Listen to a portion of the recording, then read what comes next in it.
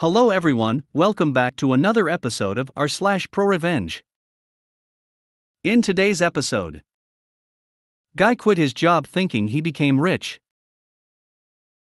So I recently had a run-in with UPS. I love you bud, but I'm cutting your throat. Before we get started, make sure to subscribe so you will never miss a video. So let's get started. Guy quit his job thinking he became rich.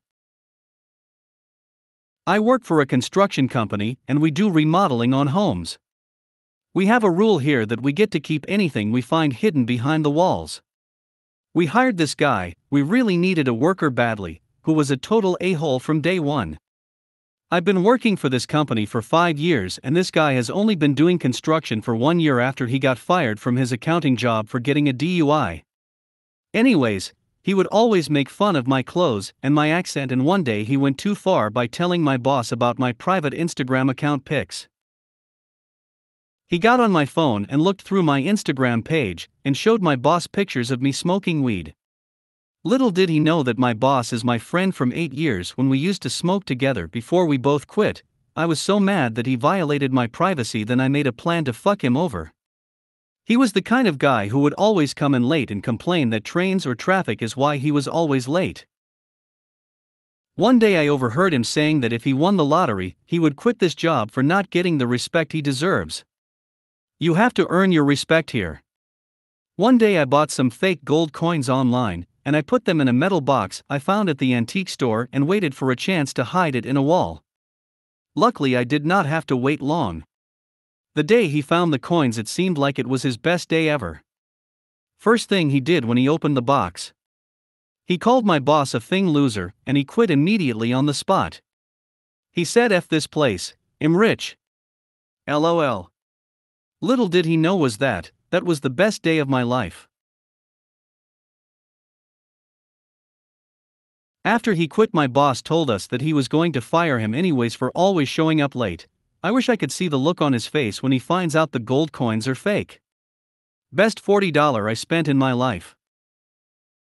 You only gave him a shoelace to work with and he still hanged himself. Bravo. LMAO. I googled hung guys and didn't see a noose anywhere. What a moron. Before I get these appraised or even think twice about why these would be here, I'd better burn this bridge immediately. If he got a DUI, he doesn't think things through. You found any actual cool sh*t behind walls? A guy I worked with once found asbestos in the roof. That was a fun site shutdown. Not really, old newspapers are fun to read.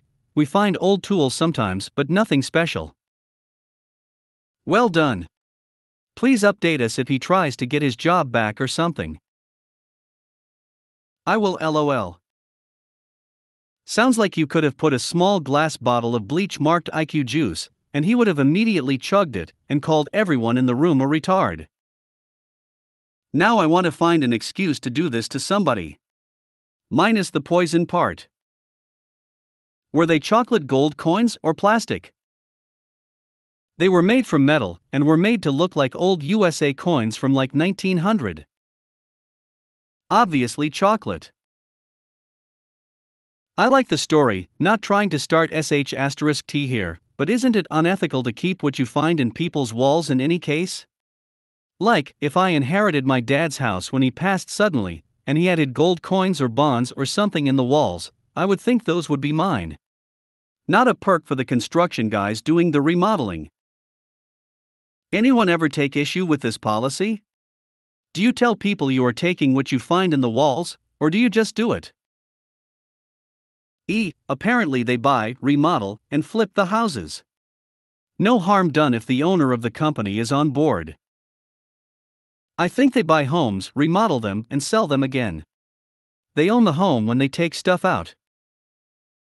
I wouldn't look too much into it, the story is bullsh*t. This reads like a children's cartoon story. So I recently had a run-in with UPS.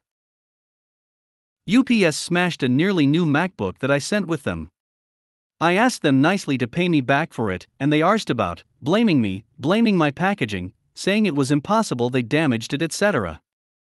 I was able to prove my packaging was flawless, and get a statement from the Apple shop that I took it to say it was damage caused by being dropped/thrown. I could also prove it worked when I sent it. They weren't interested and messed me about for weeks, sending me from pillar to post, even threatening to make me pay interest on customs charges which I wasn't liable for as the laptop was smashed on arrival, and thus worthless at import.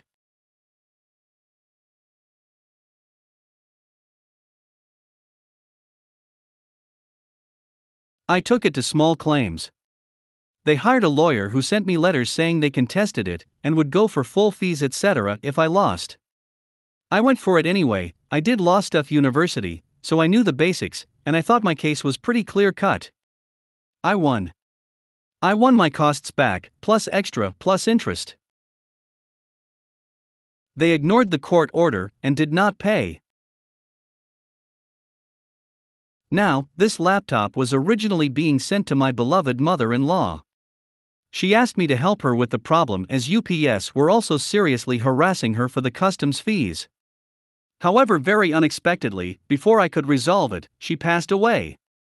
It was the last thing she ever asked me to do for her. I love that woman more than pretty much any human on this planet. She was my mother, my best friend, and my mentor. Taking down UPS was now my personal vendetta. I researched my options. I could have taken the usual, more conservative, legal routes to reclaim my money. But no. I don't care about the money anymore. I want revenge, I want drama, I want karmic justice. I went to the High Court. I got a writ of control. I, of course, added on more fees and more interest. I then hired the most aggressive bailiff firm in London. I trusted that the sh*TTY processes and attitude of UPS to mean they would ignore the letters and actually get a visit. They did. The bailiffs rock up at UPS headquarters and explain the situation. UPS refused to pay, so the bailiffs start listing goods. Security try to make them leave, the office manager tries to bully them out. Obviously no sh*TS are given by the bailiffs, and they crack on with their jobs. I wasn't allowed the body cam footage, but they did send me a detailed report. The final conclusion is copied from it below. Calls were then made to the accounts manager, who arrived in a hurry. As no payment was forthcoming from them, the agent again explained the removal process and costs involved, and called the office for approval to begin removals. The agent began to seize assets. The finance director then arrived on the scene. He was not at all happy about the attendance, but ultimately agreed to pay a voluntary payment in full from his personal account in order to stop the removal.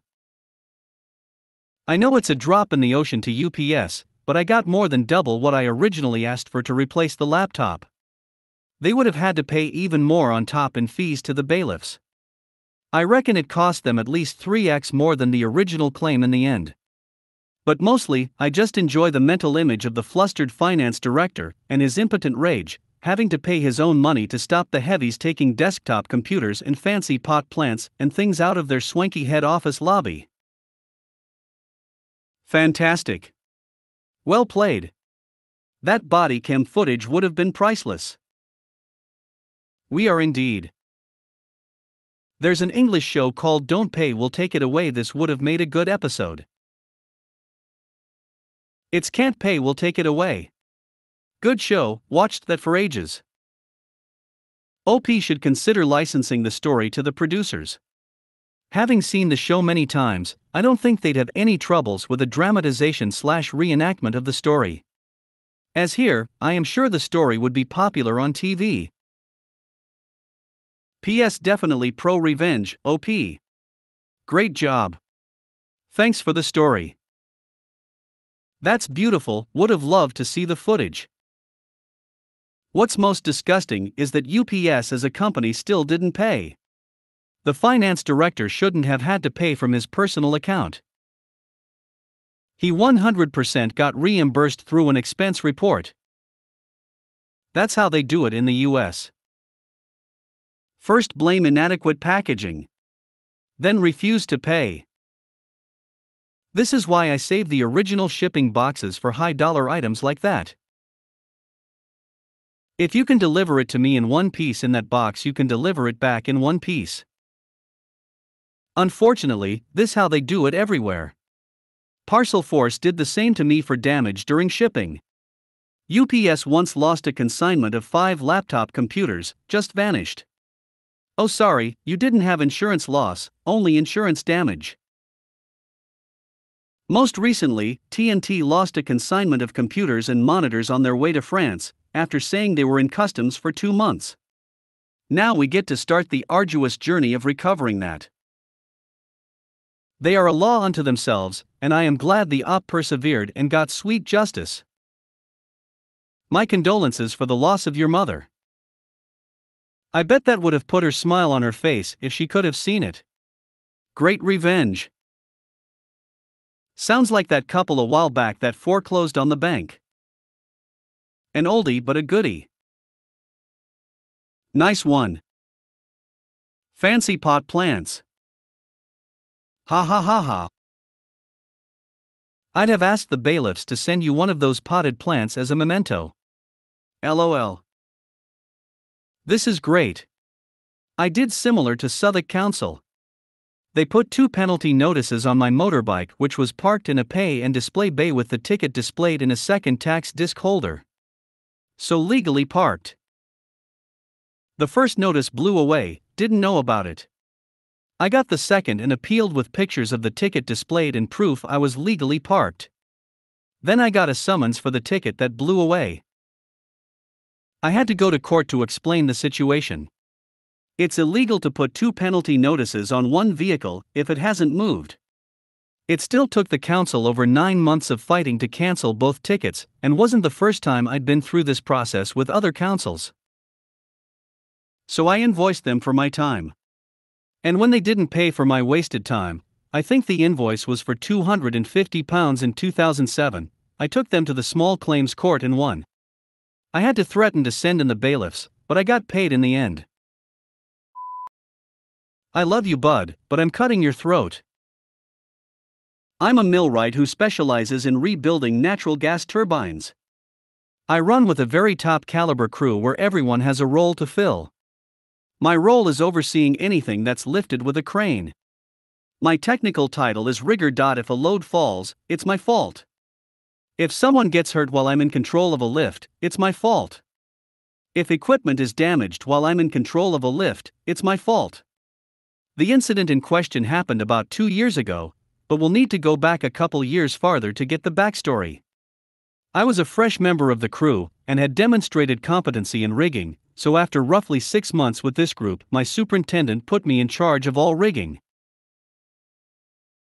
I wasn't the fastest rigger, but I was safety focused and insisted on doing it right every time, even if it took a little longer. This meant that my superintendent didn't have to watch over every rigging task and could go relax, because I had it under control. Another millwright joined the crew about the same time I did. We'll call him Larry. We didn't get along at first, but after a few months we became friends. Larry was the act now think later type. Much like the superintendent I travel under.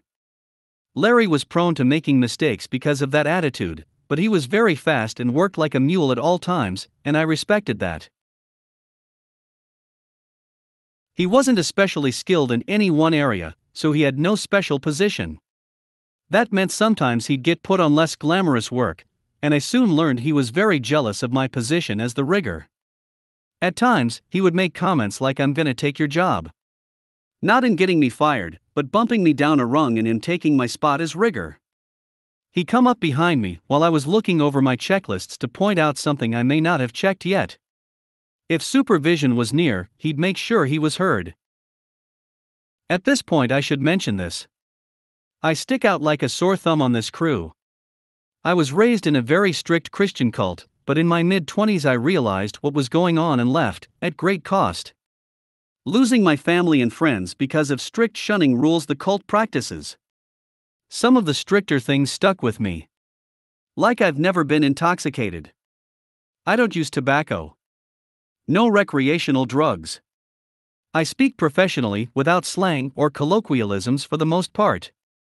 These traits stick out from a crew of men that travel the road and work in harsh environments away from home for months on end. But Larry, he fits right in. Larry quickly became the superintendent's puppy.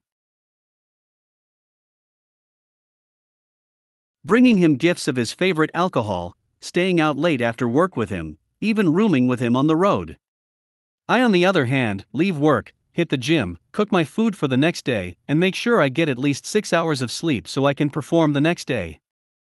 I realize that puts me at a disadvantage socially in the workplace, but I prefer to let my work speak for itself. Anyways, fast forward about 18 months. We're starting a project just before COVID hits. About 2 weeks into the job, I have to attend a mandatory class through my union. It's a 40-hour class and in a different state, so I'll be gone for pretty much an entire week with travel time. I get permission from supervision and leave, with Larry rigging in my absence. A few days later, I'm laying in bed stressing out about the final test I have to take the next morning. If the test isn't passed, the entire week is wasted. I always psych myself out before a test, but in reality, I don't have anything to worry about as I'm a good student and test well. My phone goes off. It's a text from Larry. "I love you, bud, but I'm cutting your throat." I reply, "What are you talking about?" "When you get back, I'll be the rigger. You can do the sh*t work from now on." I'm not proud of the response I came back with, but it's how I truly felt in the moment. Be careful about cutting the throat of someone smarter than you. I'm far from the smartest person you'll ever meet, but I do enjoy reading, studying, and learning. And being smarter than Larry wasn't an accomplishment by any stretch of the imagination. The next morning I passed the test and headed back to the job, where Larry had in fact usurped my position as rigger, and was lording it over me as I went about doing the tasks he normally would do. To be completely honest, it was kind of like a vacation at first. Get paid nearly $40 an hour to clean parts or torque flanges with no stress. Sign me up. But I was upset. I was upset because I knew I did my job better than he would. I knew that he got along better with the superintendent because of their similar personalities, but I didn't feel that I should lose my position simply because Larry had more in common with our superintendent than I did. Regardless of that, I was now dealt these cards, and I had to play them. Just 3 days after I got back from class though, the job was shut down. COVID-19 was just now sweeping the country. Out of an abundance of caution, the plant shut the project down until further notice. We were sent home for about 3 days, and then called out to an emergency shutdown where a turbine had crashed. We roll out and are on the job 48 hours later, in the middle of nowhere, Alabama. We get right to work. On this particular unit, you pull the entire roof off in 2 sections with a crane to open the enclosure. Compared to many things we lift in a project like this, the roof weighs very little. The turbine rotor may weigh over 100,000 pounds, but the roof usually weighs around 7,000 pounds, lightweight. But it is large and there are critical parts around the roof that can be damaged if not lifted carefully. Typical procedure is to be on top of the roof after it's unbolted, be in a full-body harness and tied off to an approved anchor point capable of holding at least 5,000 pounds per OSHA regulations. We then slowly take the weight of the roof with the crane until it's floating, and then climb down off of it and continue the lift until it's set on the ground or on a truck to be moved. The superintendent instructs me to go on the roof with Larry and assist him. Do whatever Larry tells you to do. Okay, boss. I put on my harness and climb to the top and begin to assess the situation. The rigging to lift the roof is 4 5-ton chainfalls. It's capable of safely holding 20 tons. Well over the weight of the roof. The crane is also well overrated for this lift, even with the boom extended all the way out in order to clear another building on the way to the ground. Larry has it all rigged up, but no tension on the wire rope slings. And then I notice his crucial mistake. He has forgot to account for boom deflection. When a crane takes the weight of a load, the boom flexes down. Depending on the crane setup and the weight of the load, it can mean that while your crane hook might be centered in your load with no weight on the hook, once you get the weight of the load on the crane hook could be anywhere from a few inches to a number of feet off center. Which means that when the load come off the ground, it swings. Swinging is bad. Always. Enough weight swinging could tip the crane. Crash into equipment. Crash into a person. It's very dangerous. At this point, I start calculating. Is this weight enough, even swinging, to tip this crane? No. Not even close. Is it enough to break a chain fall? No.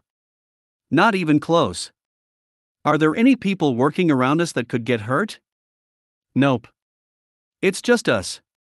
Is there any equipment that could be damaged if it swings? Yes.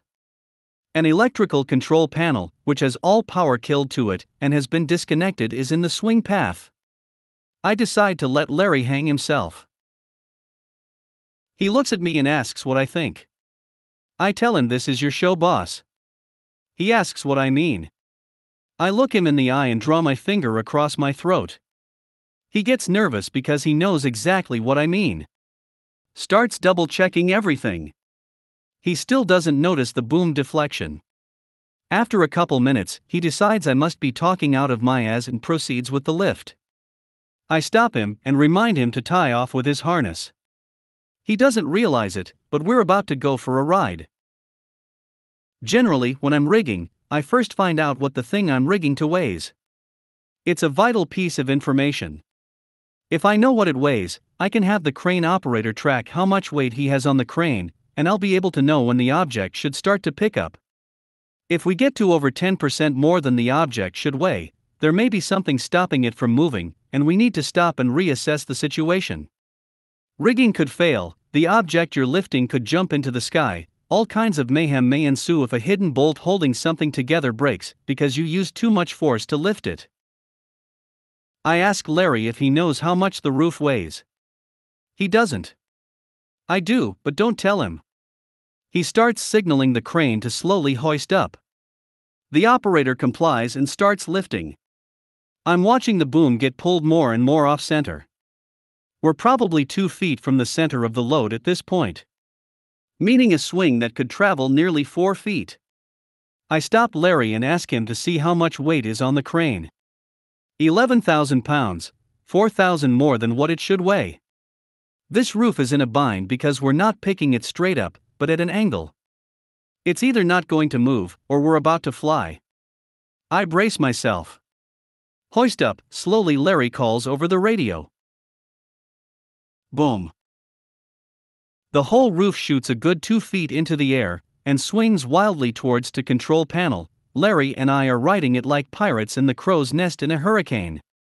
We crash into the control panel, bending it over at a 45-degree angle, destroying most of its components.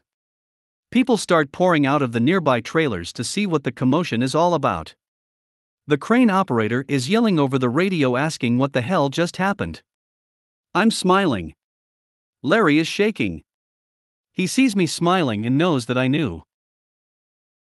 We get the roof set on the ground and are met by our superintendent. He's chewing Larry's as hard. He gets to me and asks why I let it happen. I just say I just did what Larry told me to do. The superintendent is no dummy. He's seen a thing or two and knows exactly what went down. Larry is demoted and I'm reinstalled as rigger immediately. And a few shifts later it's all smoothed over. Larry and I are actually good friends now. We've been through a lot together, and have each other's backs these days.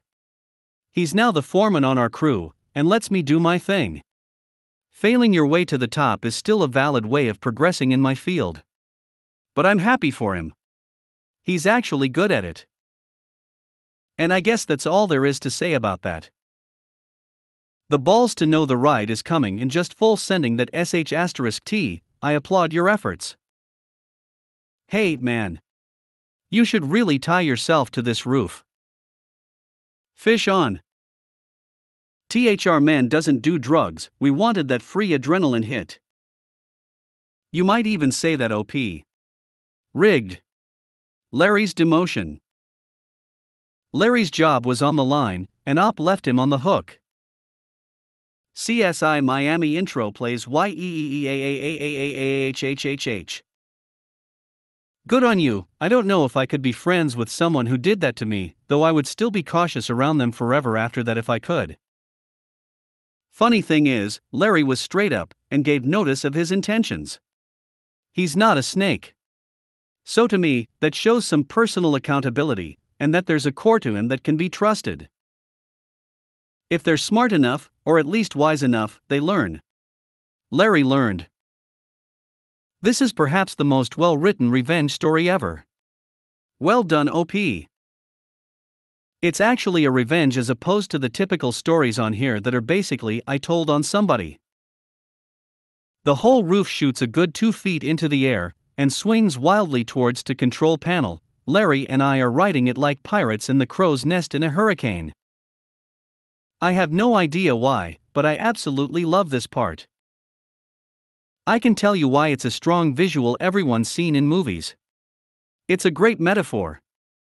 You also get a strong sense of OP being braced for the ride and Larry clinging on for dear life, blessing OP for reminding him to attach the safety line.